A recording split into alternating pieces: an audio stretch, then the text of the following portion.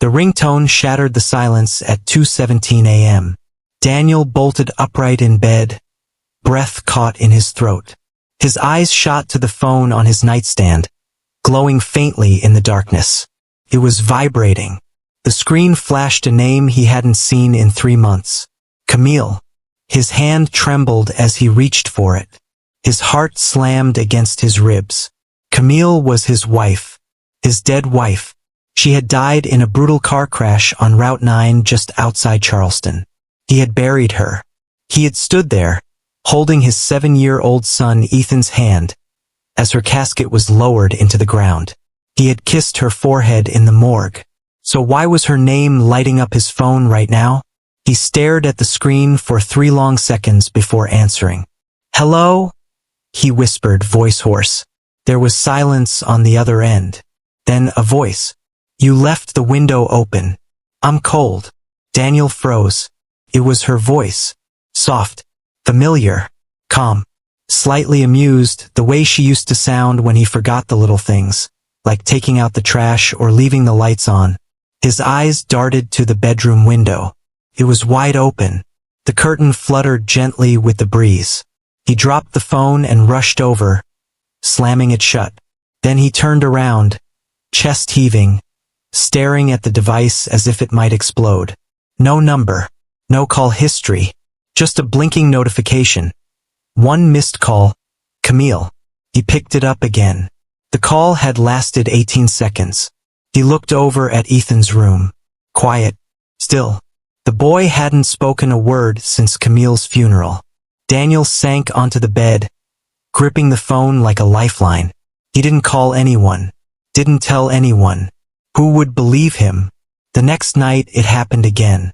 2:17 a.m. Same name. Same ringtone. This time he answered quicker. "I know you're scared," the voice whispered. "But you have to listen now. They're watching." He jerked his head toward the hallway. Nothing. Just silence and darkness. By the 3rd night, he was waiting for the call. Phone in hand, staring at the screen like a man possessed. That's when it hit him. She wasn't just calling to say goodbye. She was trying to tell him something. And whatever it wasn't over. 3 months ago, Daniel Lewis had a family. A wife who kissed him goodbye every morning. A son who ran into his arms every evening. A little blue house in South Carolina that smelled of coffee, lavender, and laughter. But all of that shattered the moment he got the call. "Mr. Lewis, your wife Camille's been in an accident." The words never left him. They echoed through his mind every morning when he looked at her empty side of the bed. Every time he passed her favorite mug. Every time he heard Ethan cry in his sleep and whisper, "Mommy." The night she died, Camille was supposed to be on a weekend retreat with her best friend, Tasha Monroe. But when the police pulled the wreckage from the ditch off Route 9, Camille was alone in the driver's seat. No one knew where Tasha went. She hadn't returned home, hadn't called, hadn't been found. The authorities claimed it was an accident. But Daniel knew better. Camille was meticulous. She didn't speed. She didn't drink. She didn't drive tired. And she never went anywhere without telling him where she was. The last message she sent was oddly vague. "Don't wait up. I love you." Since her death, Daniel's life had become a quiet war. On the surface, he went through the motions, cooking, working, pretending. But inside, he was barely holding it together. He worked long hours at Ridgetech Corporation, a powerful tech conglomerate run by the cold and calculating Mr. Vincent Langston. Langston had always treated Daniel like disposable equipment. Smart, reliable, but ultimately replaceable. After Camille's death, he expected Daniel to return to work in just 3 days. "You have a son to provide for," Langston had said with a smirk. Grief is a luxury for those who can afford to lose time. Every day since, Daniel had been walking a tightrope. His performance at work dropped. His mind wasn't there. He'd lose track of emails, miss deadlines, forget meetings. Langston didn't care. He was a shark, and sharks didn't stop swimming for funerals. Then there was Ethan. Once a bright, talkative boy who loved dinosaurs and bedtime stories. Now he was silent, withdrawn. His school counselor said it was trauma-induced mutism. He hadn't spoken a word since he saw his mother's coffin. He just stared. Sometimes at the window, sometimes at nothing at all. At night, Daniel would often wake up to find Ethan standing in the hallway, staring at the front door. "Are you looking for Mommy?" Daniel would ask softly. Ethan never answered. He'd just turn around and crawl back into bed. The loneliness in that house was suffocating. Camille had always been the light. Now every room felt dimmer. And yet, somehow, Daniel felt she'd never truly left. The first phone call had shaken him to his core. The second left him paralyzed. By the third, he started listening, truly listening. He started writing down what she said. Her words weren't just memories. They were clues. "They know. He lied. She ran. You're in danger." Each night, Camille's voice returned. Never angry, never panicked, always calm. As if she had planned everything. As if she knew this would happen. Daniel began to question everything. Was she murdered? Was Tasha involved? And what did Camille mean by they? At work, things only grew worse. Langston had begun to monitor Daniel closely. He was suddenly pulled into surprise meetings, questioned about projects he hadn't touched, accused of negligence. "You're distracted, Daniel," Langston said during a Monday morning meeting. "That makes you a liability." "I just need time," Daniel replied. "You've had time. 3 months. I need soldiers, not survivors." Daniel left the office that day with shaking hands and the creeping sense that he was being watched. That night, as he tucked Ethan into bed, the boy finally looked up at him. "Mommy talks to me," he said, barely audible. Daniel froze. "What did she say?" Ethan looked at the ceiling. "She says, I shouldn't trust the man with the loud shoes." Daniel's breath caught. Langston wore expensive leather wingtips that clicked loudly across the marble floors of Ridgetech. Was Camille speaking to both of them? The next day, Daniel tried to talk to the police again. He asked them to reopen the case. "Please," he begged. "There's something wrong. My wife. She was scared before she died." The officer raised an eyebrow. "Do you have proof, Mr. Lewis?" Daniel hesitated. "She's been calling me." "Excuse me? Her number still works. And she tells me things. She warned me." The officer's demeanor changed instantly. "Grief can do strange things, sir. Maybe talk to someone. A therapist. A pastor."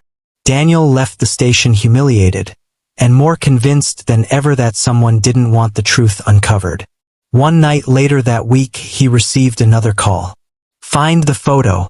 The one I hid. You'll know where." He tore through drawers, boxes, storage bins. And finally, tucked behind an old family portrait, he found a small sealed envelope marked with Camille's handwriting. "Do not open until I'm gone." Inside was a photograph. Camille, smiling, standing with Tasha, and Langston. Daniel's blood ran cold. Camille had told him she barely knew her boss. But here she was, arm in arm with him and Tasha, in front of a beach house he didn't recognize. Suddenly, her cryptic warning made sense. They know. What had Camille discovered? And why had she kept this secret? The calls weren't a haunting anymore. They were a message, a lifeline. And Daniel had just taken the first step into a secret his wife died trying to protect. The morning after Daniel found the photograph, he sat at the kitchen table, staring at it like it might breathe.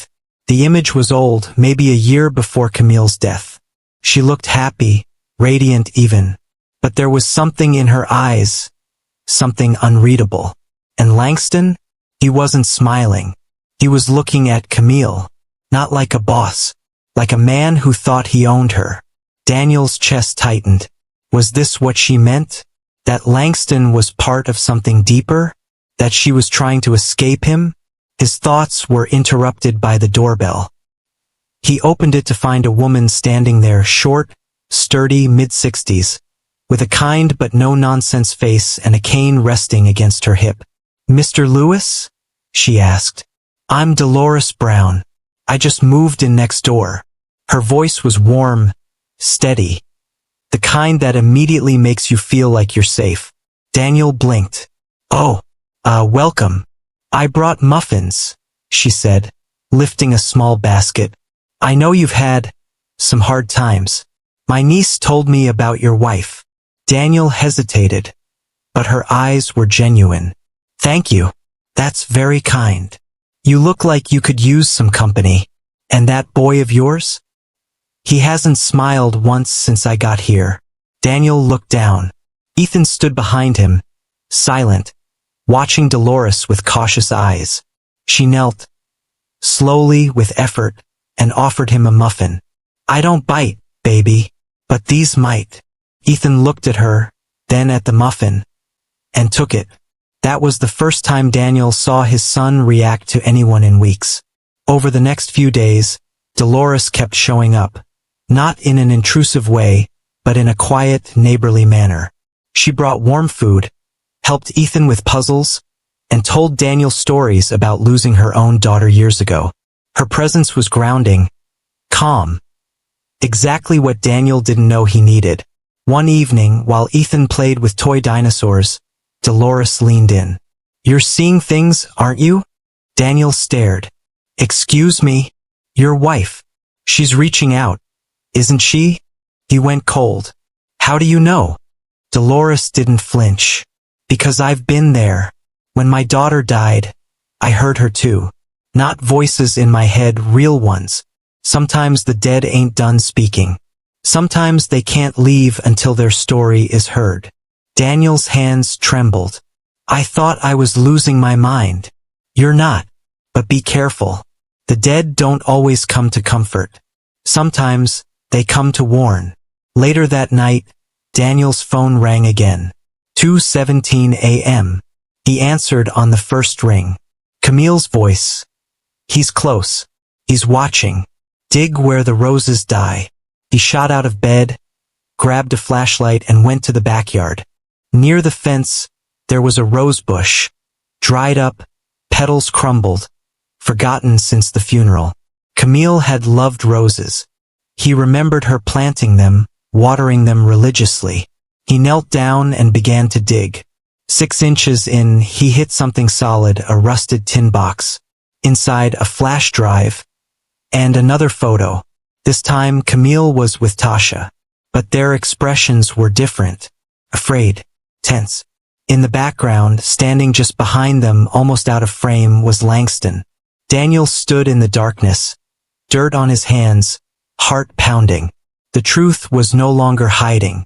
Camille didn't just die. She was silenced.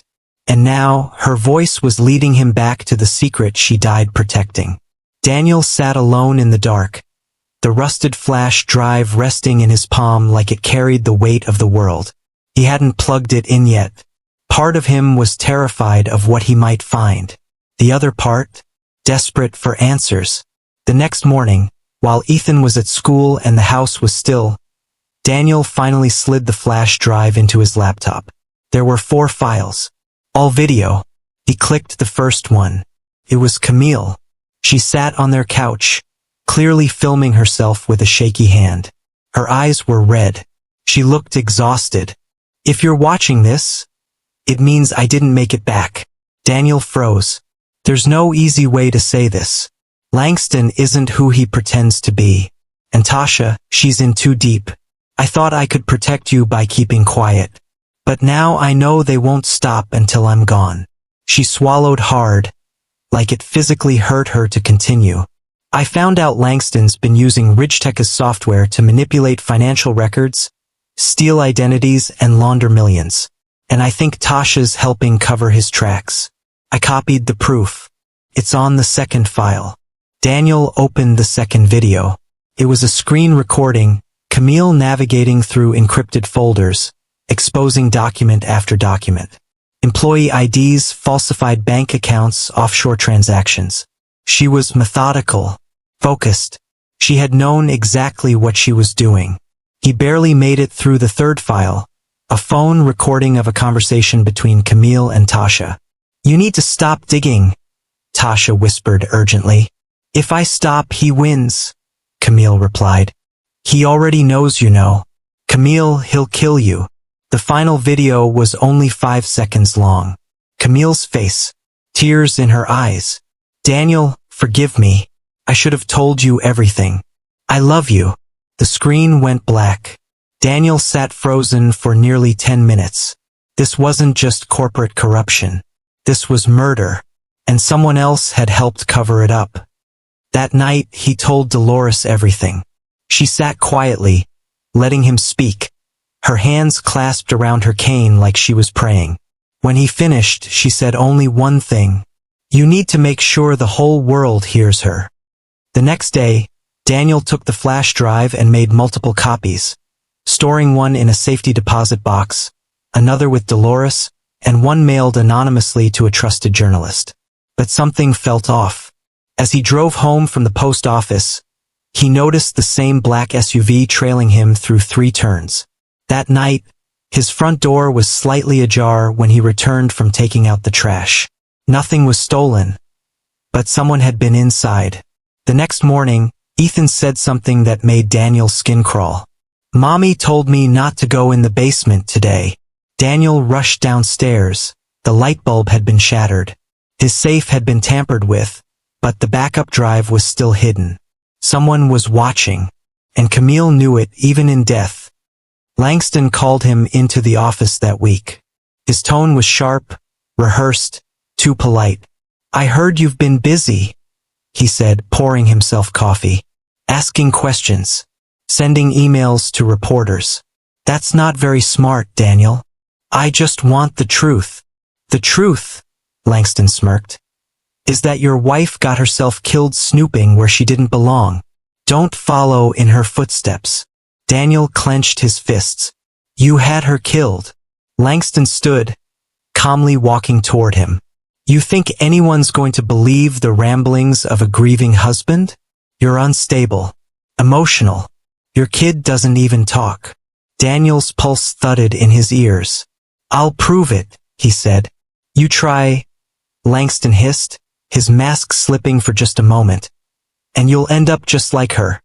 That night, Camille called again. Her voice was faint, distant, but determined. "He's scared. That means you're close. Don't stop now. The evidence isn't enough. Make them see his face." And that's when Daniel remembered the beach photo. Camille, Tasha, and Langston. The location had seemed random at first, but Dolores took one look and said, "That's Edisto Beach. I used to vacation there. That house in the back? It's Langston's. Locals know it's his hideaway." It all clicked. Camille must have followed him there, maybe confronted him, maybe recorded more. If there were cameras or neighbors who'd seen something, it wasn't just about the files. It was about connecting the man to the crime. Daniel packed a small bag and took Ethan with him to Edisto that weekend, saying it was just a getaway. Dolores stayed back, promising to watch the house. When they arrived, the beach air felt sharp, full of tension. They stayed in a motel, but Daniel walked Ethan past Langston's house, now closed up and dark. Across the street, an old man watering his lawn noticed Daniel staring. "You looking for trouble?" the man said. "I'm looking for answers." The man nodded slowly. "Your wife. She was here months ago. Asked me about that house. Said she left something on the porch. I told her it wasn't safe." Daniel's heart raced. "Do you remember when?" 2 days before that wreck. She said if anything happened to her, someone would come asking. Said I should tell them the package is under the loose board. Front step. Daniel nearly ran across the street. He found the board, old, splintered, and pried it up. Inside, a sealed manila envelope, water-stained but intact. Inside the envelope, a small USB stick, and a letter addressed to him. Daniel's fingers trembled as he slid the small USB into his laptop at the motel desk. The envelope Camille had hidden under Langston's porch had a final message, handwritten in her soft, slanted cursive. If you're reading this, you're closer to the truth than I ever got. Don't stop. They'll try to break you. But you have to show the world what he did. Everything you need is in here. I love you. And I'm sorry. The screen lit up. One folder. Final proof, play me. He clicked. The video began in total darkness. Then a flicker, a shaky handheld camera.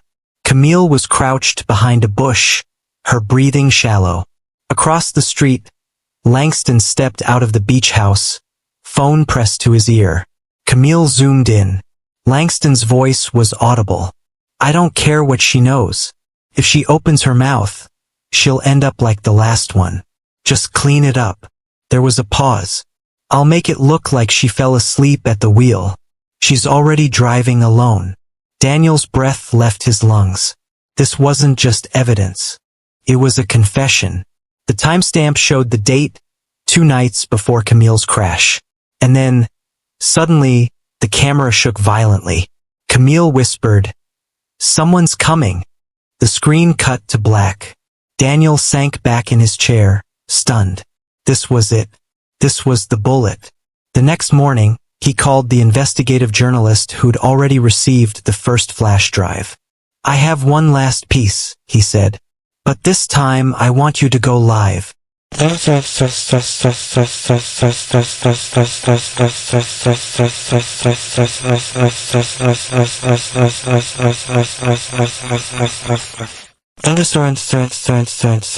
Within hours, the story broke. CEO caught in murder cover-up. Explosive new footage emerges. Whistleblower widow leaves behind evidence that could topple tech giant. Langston tried to fight it. Released statements denying the voice was his. Called it a deepfake. Labeled Daniel an emotionally unstable widower seeking attention. But the public wasn't buying it. Especially after Ethan, for the first time since his mother's death, spoke in front of reporters. He stood beside Daniel, his voice soft but clear. "My mommy didn't die by accident. She was scared. She talked to me at night. She said Daddy had to finish what she started. It was the moment that shattered the internet." That night, Ridgetech's board of directors held an emergency meeting. Langston was suspended, pending investigation. His office was raided. The financial crimes unit got involved. But Daniel wasn't finished. He released Camille's journal entries, the voice messages, the photo of her, Langston, and Tasha. And then, the final blow. He uploaded the full beach recording, raw, uncut, to every major news outlet. By morning, Langston was arrested. The charges stacked like bricks. Conspiracy, obstruction, financial fraud, and suspicion of homicide. But it wasn't the courtroom that ruined him. It was the truth seen, heard, and believed by millions. The empire he'd built on silence was falling apart in real time. And the woman he tried to erase from the world, she was speaking louder than ever. The day Langston was denied bail, Daniel visited Camille's grave for the first time in weeks. He brought Ethan, who held a single rose in his hand. They stood there in silence. Then Ethan whispered, "She's not cold anymore." Daniel nodded. "No, buddy. She's not." As he turned to leave, his phone buzzed. No caller ID. He answered, holding his breath. No voice. Just static. Then one last whisper. "Thank you."